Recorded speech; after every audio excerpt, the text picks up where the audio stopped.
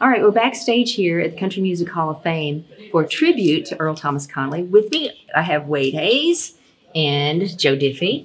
And the reason they're together is because they're going to sing together. Yes, right? One of my favorite songs, which I'd never sang it before, neither has Joe. Right. But when Deborah told me about this thing, he immediately came to mind. I thought it would be something really different. And Joe is one of my favorite singers of all time. And I thought, what better way to sucker him into singing a tune with me is to get him to do this. So I'm very excited about it. Yeah, who's going to say no to that? Right. No, there's no way. It's an honor, you know, I was a big Earl Thomas Conley fan. And, you know, so it's, and Wade asked me, I was like, well, let me look at my schedule. Absolutely. So glad to do it. You know, there's a difference between listening to the radio and hearing Brotherly Love, and then probably getting out there and trying to figure out how to sing it, right? Yeah, it's yeah, you're exactly right. You know, you sing along with the radio, and you know, everything sounds good. Yeah, and then you go out there and try to sing it yourself and go, oh, wait a minute, that's different. Figure out who's doing what, and there are parts when Joe sings harmony, there are parts when I sing harmony, and they're, you know, they split the lines, and it's a little nerve wracking if you're not sitting in the studio and get take after take. Yeah, yeah. And honestly, I don't have the words memorized yet, so I may have to take a sheet of paper out there with a minute with the words on, but it'd be all right. We'll write it down for you. Yeah, well, it needs it, yeah. Can you share a memory of Earl Thomas Conley, whether it being with him or his music, what it meant to you? I did several shows with Earl back in the day, but my very favorite memory is he played, now keep in mind I had Fire and Smoke on 45 vinyl. His first #1 song, and I loved it. But he played my little county fair, Potawatomi County in Shawnee, Oklahoma.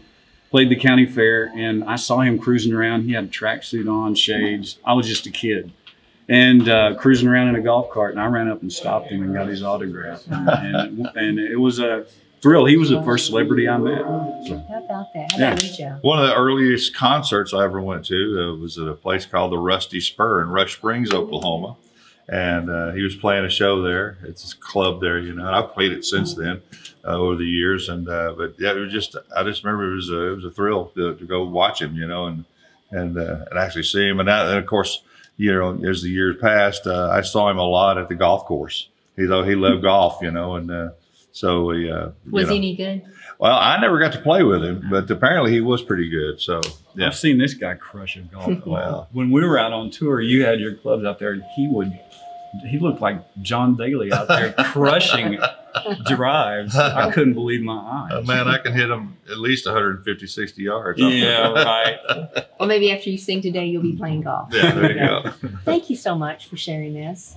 Glad to do it. We all love Earl Thomas Conley. I didn't know him like you guys did, but I sure knew his music. Well, he just had such, I mean, to me, his voice had, I don't know what the right word would be, but it had a lot of angst to it.